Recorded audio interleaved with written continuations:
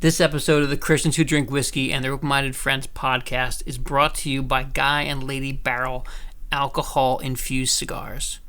These cigars are absolutely incredible, and they are perfect for any occasion. I particularly enjoy their newest flavor, Mojito.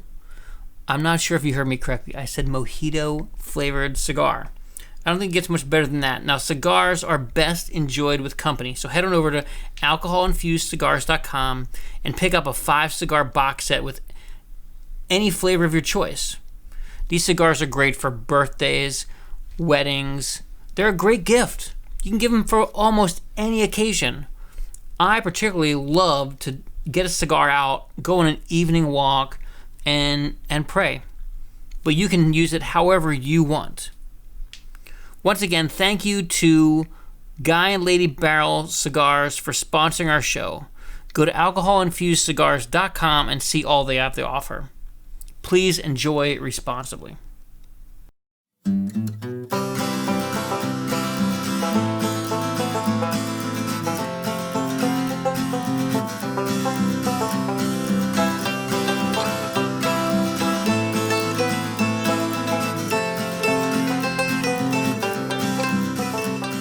So, hi guys, Kevin Hackberg here. Welcome to Christians Who Drink Whiskey and Their Open-Minded Friends. I'm here with Riley Bowes. I didn't offer you any whiskey, but it's the middle of the day. Are we going to drink whiskey or water? I think water will be fine. Water will be great. Awesome. For me too. I'll grab this one. That's yours, right? This is mine? Yeah. Great. Awesome. This is mine. Thank you. So, this is Riley Bowes. Riley is here in Los Angeles. He's a friend. I was introduced to Riley from our host, Carly Harper, who's also on the podcast. And Riley Bowes is an actor, and you're coming to Los Angeles from South Africa. Yes. Yeah, man. So how long you been here in the United States, and why? I arrived in the US back in 2017, the beginning of 2017, around February. And why? Because it has always been my dream since I was, I think, around 10 or 11 years old, to be an actor and a filmmaker, specifically in Hollywood. And I always wanted to be an internationally sort of acclaimed film and television performer. Did you do a lot of acting back in South Africa? No, actually. I dabbled here and there. I did a couple of small little theatre productions, sketch comedy. I appeared in a couple of television commercials, but I was pursuing something completely different when I was in South Africa. I have an honors degree in marketing management, and I worked as a marketing coordinator, as a communications officer. I did a bunch of really generic, mundane office jobs that were completely unfulfilling to me, because the sort of the economic realities of South Africa are quite different from the US, in that in South Africa it's not really seen as a viable option to say I'm going to be an actor. It's just not really. I mean, some people do it, don't get me wrong, and there are people who are successful doing it, but you're seen as a bit of a crazy person if you just decide I'm just going to go and be an actor. Yeah. There's a smaller market, I imagine, and smaller scale projects but there have been some great films that have come out of South Africa. Absolutely, for sure. I mean, and the industry is growing. It's and there's a lot of talent, but I'll be honest and say, without sounding sort of unappreciative or unpatriotic, it's not the South African film industry that sparked my passion for film and television. I grew up watching American movies, and that's what I always wanted, and that's where I saw myself. So, yeah. So since you've come to Los Angeles, 3 years ago, you've had some success. You've been on some shows. Anywhere we can kind of see your work. Yeah. I've done a couple of quite a lot actually of short films, and I've appeared in a few feature films.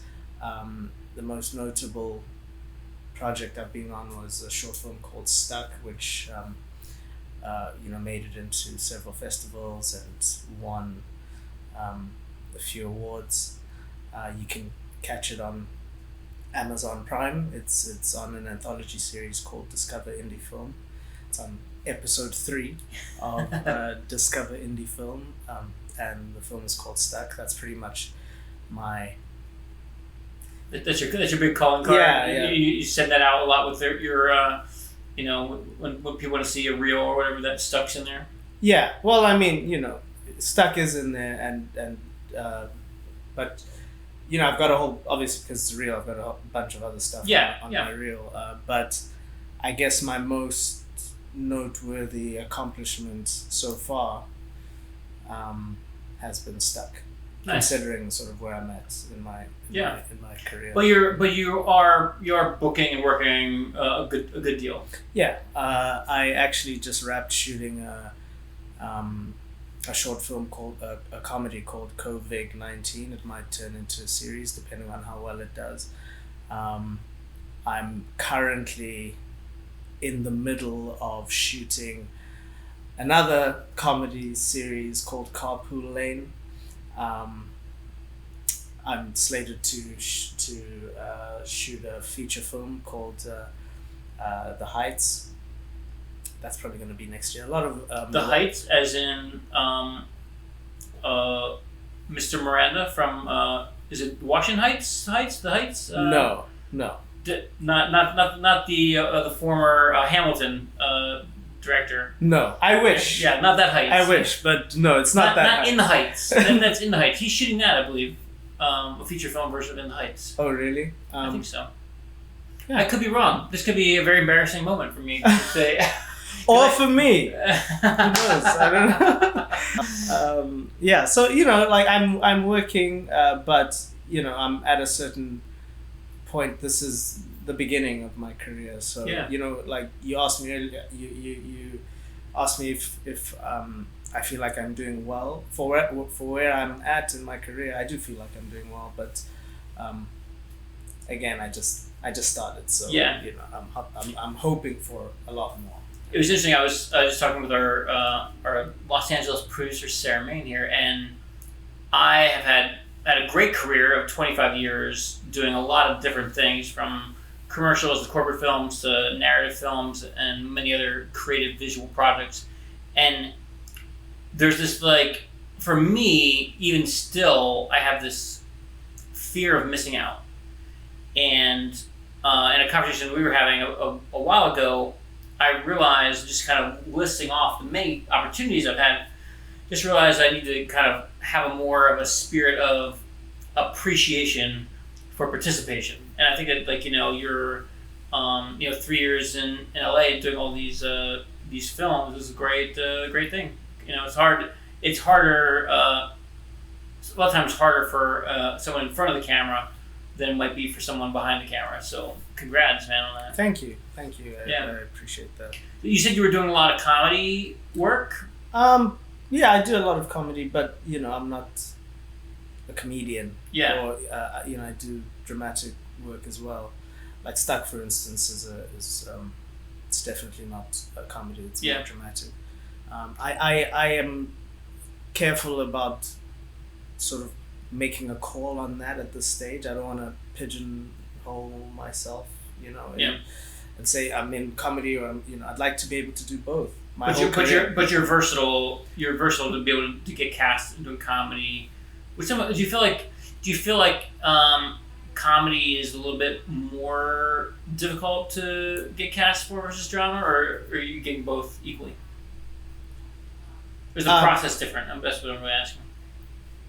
I wouldn't say the process is different. I'd say, and maybe I am getting cast more for comedy, but not a lot more. The difference is negligible. But I do believe comedy's more difficult. Definitely, for me as a performer, comedy acting is tricky, and especially if you're working with a director who's maybe not into comedy per se, or is not used to shooting comedy. Yeah. Because I think there's something. A lot of like the sort of pearls and gems of comedy are found in spontaneity and like freedom and improv, and the cut, let's do it again, cut, let's do it again, cut, let's do it again, sometimes can make that difficult. Yeah, and that's why I think you see a lot of I'm a comedy director. I love that spontaneity. There's certain things I plan to perfection, and I want to do the same thing over and over. But those are more visual things sometimes. But I often love working with actors who bring something spontaneous to it. There's got to be a bookend of the script to keep the story going.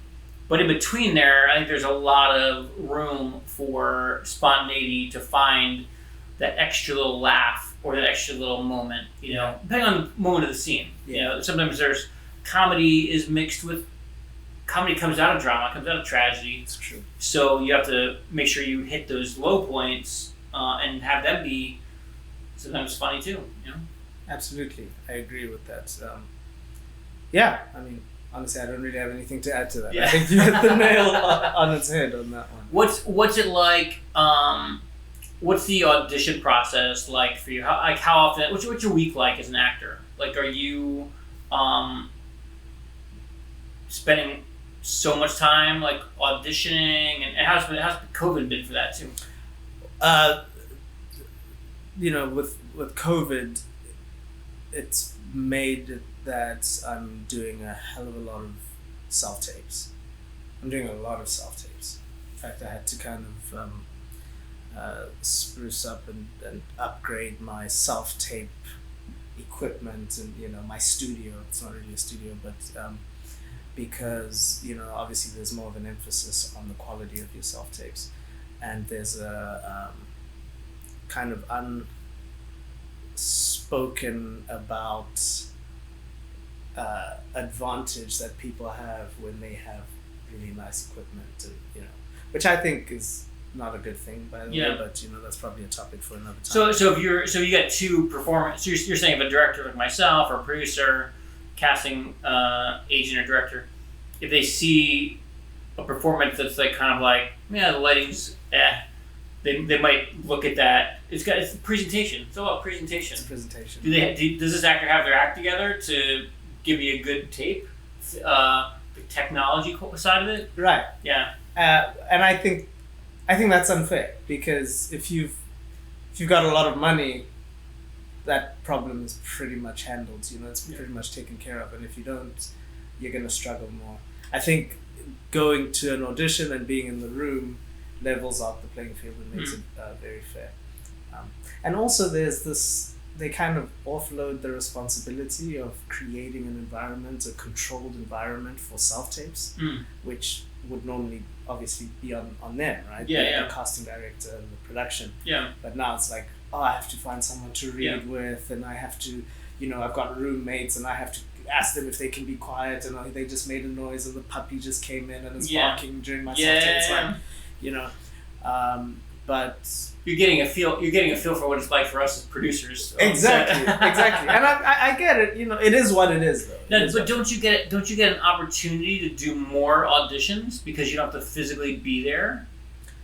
That's true, but So how many auditions are we getting, really? We're not getting that many. I don't know. Yeah. I'm just saying in general for an actor, Yeah. like. For you, pre-COVID, the grabbing the script, getting in the car, pulling up ahead of time, reading it, was like a closed. You could isolate yourself more, and now everything's happening in your house. It's like corporate people doing Zoom meetings. It's like the same.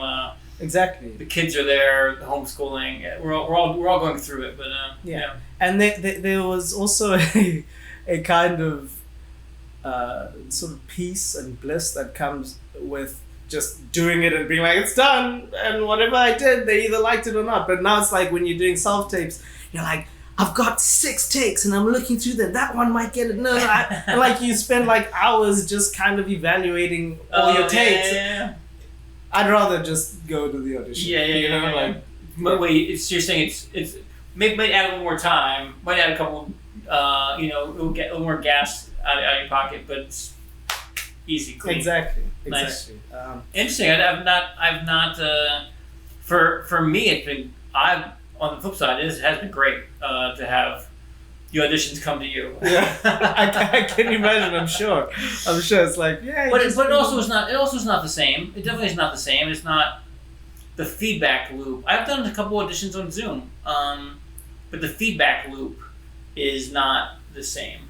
And also, you can see more people in an organized way, in person. So it's a very interesting thing. The business, everything's changing, and I think it's interesting to hear how it's changing for you guys as actors. Yeah, and there's also the, obviously as an actor, you're not supposed to make assumptions about how your audition went, but we all do it to a certain extent, right? Yeah.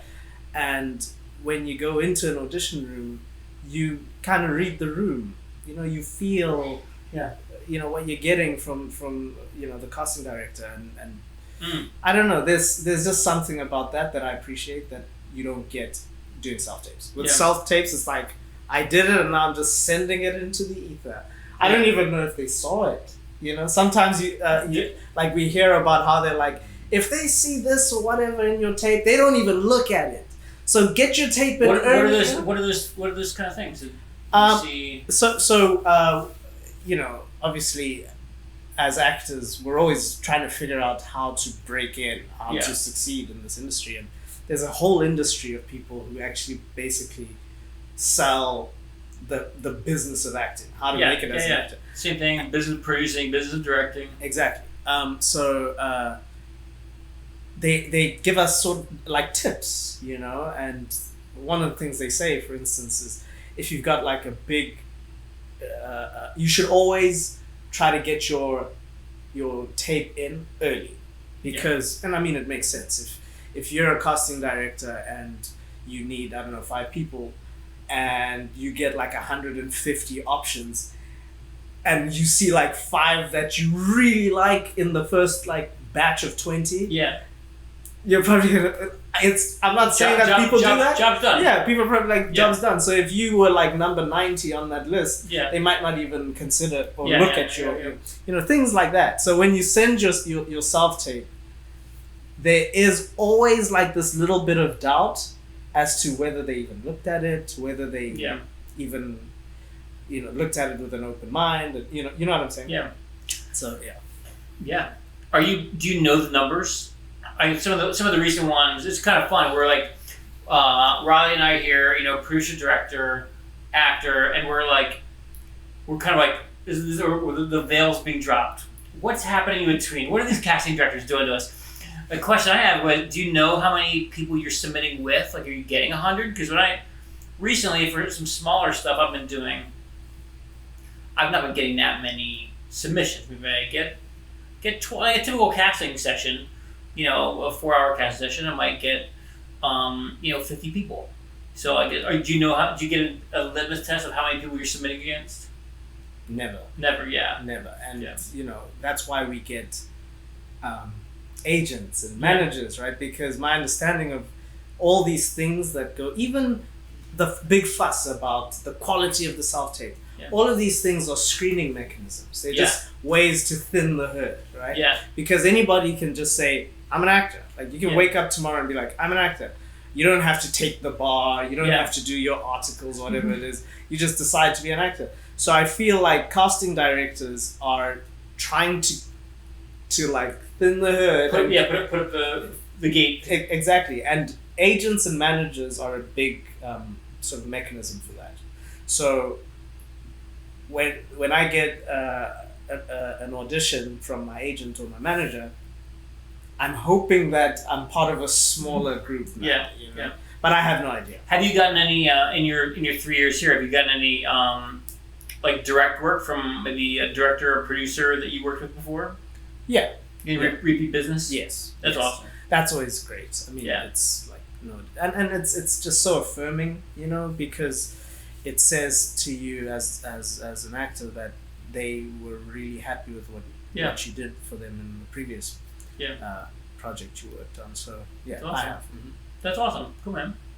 So what you're hanging out with two, myself and our producer Sarah, who are Sarah's from San Diego, I'm from the East Coast. If we move to Los Angeles, what do we expect? You moved here. What were your first sensibilities of Los Angeles coming from away on the other side of the planet?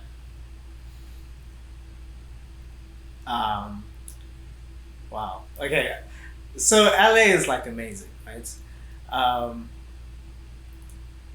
So many beautiful things to see. It's got a lot of natural scenic beauty. The weather's great. Lots of beautiful people. I mean, I feel like because this is the place of like show business, it's like everyone who's ever been told that they have sort of movie star looks or should be in a magazine is here. And it's been that way for like hundreds of years or whatever. So like we've had generations of that, which is interesting. So they're breeding. They're breeding beautiful people here. Yeah, all the pretty people are breeding. It's like, oh, insane. But another thing I really love about LA is the sort of movie culture. Everybody's into movies to a certain extent, yeah. Mm-hmm. So, and I mean, as I myself, I just love movies. I'm a cinephile, so if I love to talk about movies, I can always talk about movies wherever I'm at with whoever I meet, and that's great. It's not like that back in South Africa. Yeah.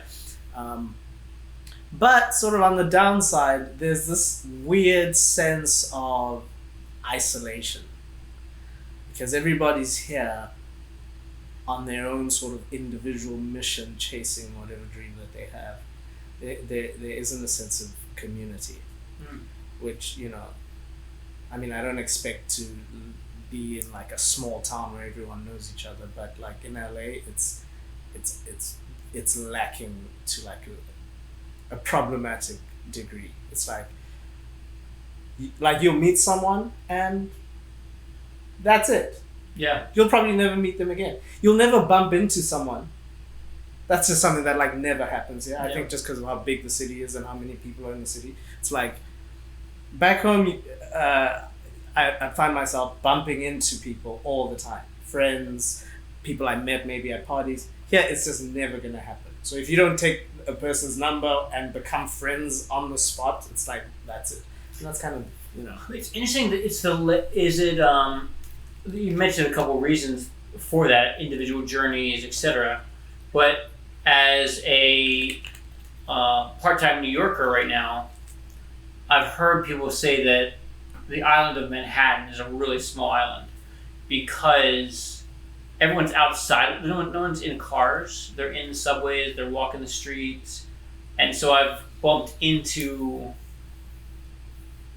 people in New York, but in LA, it's kind of like spread out and more isolated, physically as well as for the reasons you mentioned. Yeah, I imagine that's probably a factor. Yeah.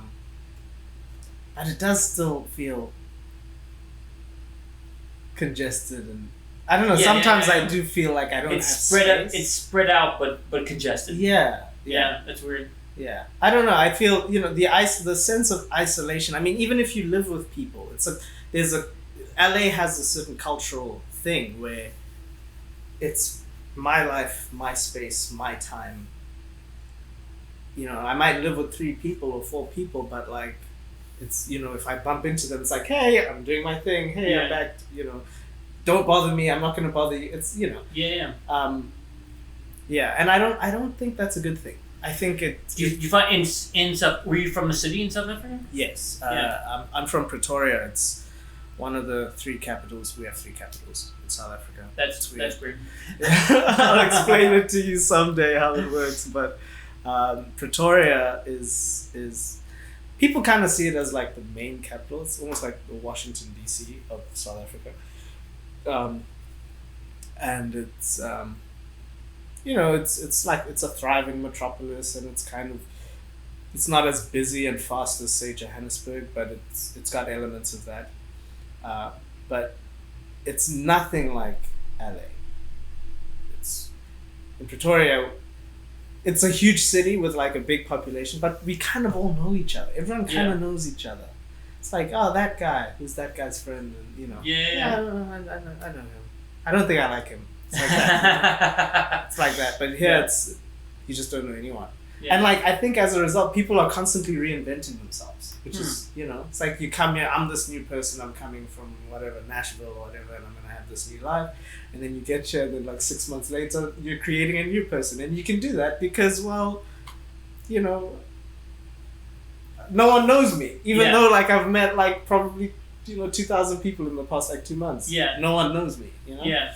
Have you reinvented yourself since you've been here? In certain ways, yeah. Hopefully for the better. I wouldn't say it's necessarily reinventing myself as much as I'd say it's I'm trying to improve myself, particularly in terms of my faith. But no, I don't like the idea of just reinventing yourself. Yeah, I appreciate consistency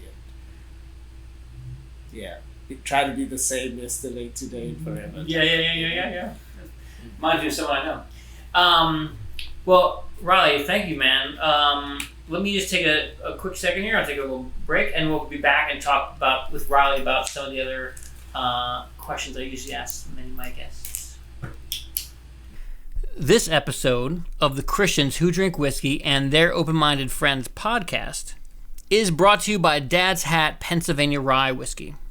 Dad's Hat is real rye whiskey made the right way. This month's featured bottle is Classic Rye. Barrel aged for at least 6 months in charred new oak quarter cask allows the genuine rye flavor to evolve quickly. As a result, this small batch whiskey is ensured of reaching the right balance of complexity and smoothness. The final product is a very smooth spirit that delivers upfront spice that rye is known for while finishing with a full, round mouthfeel. To find a distributor of this award-winning whiskey, head on over to dadshatrye.com, or if you're a Pennsylvania resident, you can have any of their delicious rye whiskeys delivered right to your door. Trust the distillery with over 200 years of American distilling tradition, Dad's Hat Rye. Please enjoy responsibly. I'm here with Riley Bose, actor, former South African. I guess you still hold the Yeah, I'm still a South African. Yes, I'm still a former resident of South Africa. There we go. And so we're going to dive into some of the questions I asked my guests. The first one is my favorite question: what do you think of Jesus? Wow. Okay. Yeah. Jesus. As a Christian, I believe Jesus is the Son of God. He is the way, the truth, and the life. The propitiation for my and the world's sins.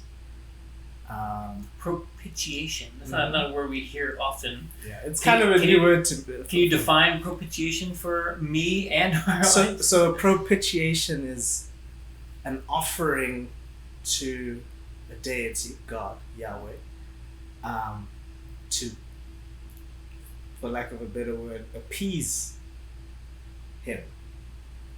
And so Christ is, that's what Jesus is, right? He's the Lamb of God. He's the sacrifice for our sins to justify us, those of us who choose to believe him and follow him, to save us from the wrath of God, right? Propitiation, the word of the day on Christians Drink Whiskey. Yeah, propitiation. It's a good one. It's a good word. It's a good word. Yeah. That's awesome. And so for you, how you're a Christian, you believe in God. What was that story like? Did you find that you grew up in a Christian household? Yeah, I grew up Christian. My parents are Christians. staunch believers, not nominal Christians, Bible believing Christians. And I feel like everyone who grew up in a household like that at some point was just a nominal Christian. But I made the choice for Christ. I chose Christ, and I myself am not a nominal Christian. I'm a Bible believing Christian. Is nominal, is it, propitiation, a word I've heard before, nominal Christian, a word I might have heard before, but it's been a long time, but an interesting concept. There's a lot of people that like will say like I'm Jewish, but I don't go to synagogue. I don't really believe it, but is nominal Christian is it a cultural definition, meaning like, hey, I grew up in church, my family were Baptists, but I don't really believe in that, but I'm a Baptist. Is it that it is nominal? Is it means a cultural identity, not a personal identity? I think so. Yes, Yeah. I think that's a good way of explaining the term nominal Christian. So I mean, it's I'm just a Christian because my parents were Christian. Because people ask, "What's your religion?" and I guess I'm a Christian. It's like that. Yeah. It's not really an intentional seeking of God, systematic seeking of God. Which I think is important, right? I find it so weird in our society. We do everything systematically, everything in our lives, right? You have a training regimen, you go to school and learn in a systematic way, everything, but we expect our journey with God, our seeking of God, to just be this kind of like, it's just gonna happen, and it's like, no, I don't think so. They are they're presets, right? There's a system of reaching God, right? Anyway, I just find that interesting. What's your system for reaching God? Firstly, reading the Word, right? I mean, you have to hear from God. The same way your system for learning how to be an engineer or a lawyer, you have to study the text, right? The textbooks. Yeah. The source material. So, you have to read your Word, and from reading the Word, God tells you, right, what you're supposed to do. The system. Worship, prayer, fasting, things like that. Yeah. So I think the main thing is you have to read the Word. You have to be Bible based. Yeah. Otherwise, you can't really call yourself a Christian, because that's what it is to be a Christian. So that you defined that. When you talk about nominal Christianity, you also talk about Bible-believing Christian, and so what you're saying is the system for converting yourself from nominal to Bible-believing is read the Bible, and maybe that's not your desire. Like, I want to be a Bible, so I'm gonna read the Bible. You read the Bible for curiosity, but you can read it to kind of like make the decision for yourself. But if you are a Bible-believing Christian, then read the Bible. Read the Bible. Yeah, I mean, there's a way, right? I'm currently reading the book of Acts, and for the first time in my reading of the Bible, because obviously Acts, that's the early church, right? Yeah. And I saw the Bible refer to Christianity as the way, and that was just so interesting to me. Capitalized W, right? Yeah. The way. Yeah. Like, there's a way, and the way doesn't just come to you like, I just got the way in my mind, right? It's like the same way there's a way to do law, there's a way to be a doctor, there's way to be an actor. Exactly. Yeah. Gotta go to audition to be an actor. You gotta act. Exactly. To be a Christian, you have to open the Word. Yeah. Exactly. Follow the way. Follow the way. Yeah. That's awesome. That's interesting. Yeah. What? That's really phenomenal. So I asked this question to some of my guests. What are, is there a pro and con to our religion? We look at other religions. We look at nominal Christians versus Bible believing Christians. What are some of the things that we get stuck in or we grow from? What are the pros and cons of this religion as opposed to other ones? Well, the Christian religion is made up of fallible, flawed human beings. So there's always going to be some kind of problem, which like I often hear people say, I left the church because that pastor was this, and the people in the church are judgmental, and it's like, well, those are people, right? Like, they're people, they're not God. Don't blame God, right, for what people do. But in terms of Christianity, what sets it apart from other religions, and this is just my understanding, is that it's a religion that is it's based on self-denial. You have to sort of make yourself small and make other people and God big. And I think that's just the way to go, right? It's the mark of Christianity actually is humility, right? So in the Beatitudes, right? Blessed are the poor in spirit, for theirs is the kingdom of heaven. That's essentially what it means overall to be a Christian, the condition of your heart. And I don't believe other religions hold to that per se. I don't know. I just haven't, it's not about you. It's not about what you have done. It's not about how intelligent you are. It's about what Christ did, right? And I think that's... Every other religion has some kind of works basis and foundation. Yeah, so it's, you earn your way into the good books of God by doing A, B, and C. Yeah. This is what you have to do, but Christianity says this is what Christ did. Yeah. For you, and as a result, this is how you should respond. Yeah. This should be the condition of your heart, right? Yeah. The Bible says many will call themselves righteous, right, in their minds, but God weighs the heart. Yeah. And I think a lot of Christians even miss that. Yeah. I think a lot of Christians miss that. It's awesome. One question I asked my guests, because I think there's a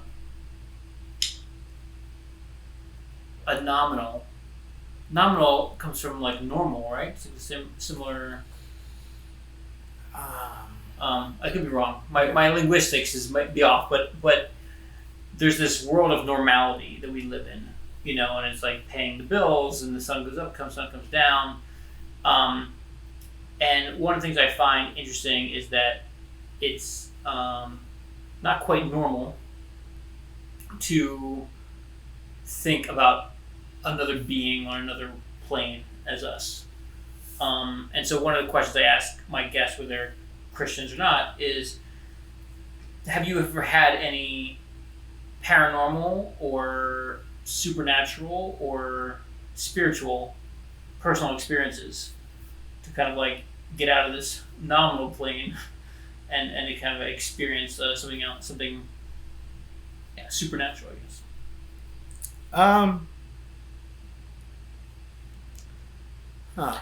Maybe let me ask you a specific question, because you're from South Africa. Mm-hmm. Is there a difference in thought processes from in South Africa to Los Angeles of the spiritual world? Is one focused on one or the other, or are they kind of like don't talk about it either place?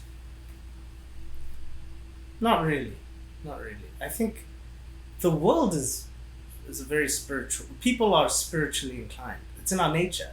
I think the sort of atheistic worldview that's completely unnatural in my view. To just conclude in your mind that there's nothing outside of what you can perceive with your five senses, that is That's no. I don't. I think God created us in that way to be conscious of Him in some way. You know. So you're saying that we have God created us to be spiritual. Yeah. I think faith comes to us as easily as breathing. That's why mankind has always believed since the beginning. Yeah. Like without getting into what specifically they believed in and what, who or what they called God, mankind has always believed in God. Yeah. So there's this kind of belief that like as we progress in life, and as we advance as a society, people are becoming more reasonable and rational, and they're abandoning God. The Nietzschean God is dead idea, and I don't think that's what's happening. People are just replacing the Judeo-Christian God with other gods. They're blending gods and belief systems. The sort of New Age spirituality and Eastern mysticism. People still believe. When someone says to you, "Oh, the universe did this," or it's like, what's the universe? That's just like you saying God, right? Yeah. You're giving the universe like a will of its own. Yeah. So you're making it a deity. Yeah. I think everybody, not everyone, but most people believe in something. Yep. A lot of people are agnostic. Yeah. Right? But agnostic means I don't know. Yeah. That doesn't mean that that they've concluded that there is no spiritual realm. Yeah. Yeah. Nice. Awesome. Thanks for that. Well, Riley Bose, thank you so much for being on my podcast. There's two more questions I have for Riley. They're for our patrons only. If you want to become a patron, go to patreon.com/funny&amen, and you can check out the two questions I'm going to ask Riley over there. All right? Thank you, man. Thank you.